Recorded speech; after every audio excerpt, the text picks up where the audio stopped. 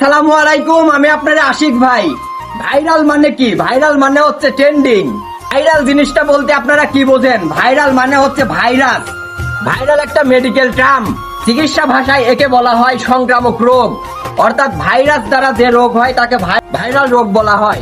তো আমরা কন্টেন্ট ক্রিয়েটররা ভাইরালটাকে এমন ভাবে পৌঁছে নিয়ে গেছি যে এইটাকে আমরা আসলে রোগ বানিয়ে ফেলছি। ভাইরাল হন কিন্তু ভালো কিছুতে।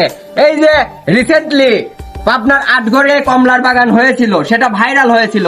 সেটাকে যদি আমরা সুন্দরভাবে ভাইরাল করতাম, যে বিশ্বের কাছে প্রমোট করতাম যে বিদেশি ফল কমলা এখন আমাদের বাংলাদেশে চাষ হয়, এতে আমাদের কৃষি খাতটা অনেক দূর এগিয়ে যেত।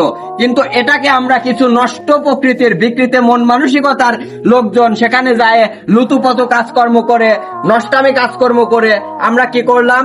সেই ভাইরাল হওয়াটাকে আটকায় দিলাম। সেই কমলার বাগানে কাউকে ঢুকতে দিচ্ছে না। আমি আর পাবনার ভাই আমার দুলাভাই যাইতে চাইছিলাম আজকে, তো শুনি যে সেখানে কপত কপতি লুতুপুতু করতে যায়, কট খেয়েছে। এই কট খাওয়ার কারণে কমলার বাগানে এখন আর ঢুকতে দিচ্ছে না। যখনই ঢুকতে দিচ্ছে না, দেখেন সোশ্যাল মিডিয়ার প্রচারও কিন্তু বন্ধ হয়ে যাবে। আর এই চাষি এত টাকা খরচ করে সে কমলার বাগান করেছে, এইটা কিন্তু প্রচার হচ্ছে না। তাহলে মানুষের কাছে উৎসাহ পাবে কোথায়? তো আমরা ভাইরালটাকে যেন ভালো কাজেই সংক্রামক করি, খারাপ কাজে যেন আমরা ভাইরালটাকে ছড়িয়ে না দেই। আসসালামু আলাইকুম আজকে ভাই।